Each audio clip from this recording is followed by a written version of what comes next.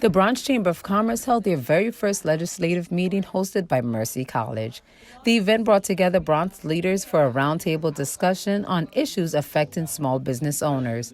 President of the Chamber, Lisa Soren, talks about the reason the event is so necessary for the small business community. It started when I first came on the position about trying to figure out what they were thinking. I visited each of the districts, each of our electeds, both at the city and the state, and just asked the question, the Bronx Chamber is here. How are you helping small businesses? What can we do? We have concerns. What type of conversation can we have?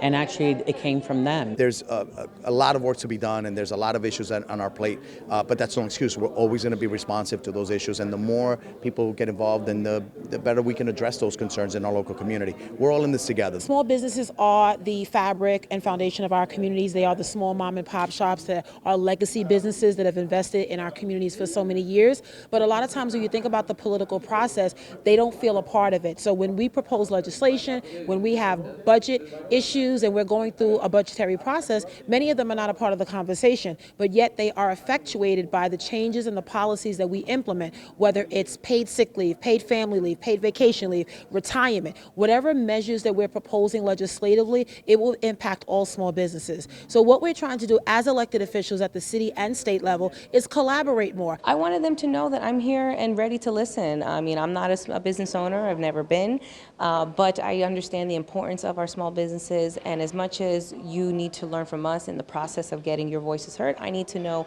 what you're going through so I can properly implement that in any bit of legislation that it can be beneficial to you and the community. They say that they're open, so we need to come and knock their doors and be a little bit more persistent because they're fighting for us, yes, in the legislature, in the state level, in the Senate level, but they need to hear more from us, and particularly in my stance, more from the arts community. This was the beginning of a much-needed meeting, and as a small business owner, you can keep the conversation going by reaching out to your local representatives.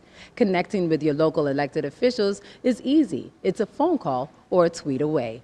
For BronxNet, I'm Veronica Guiti.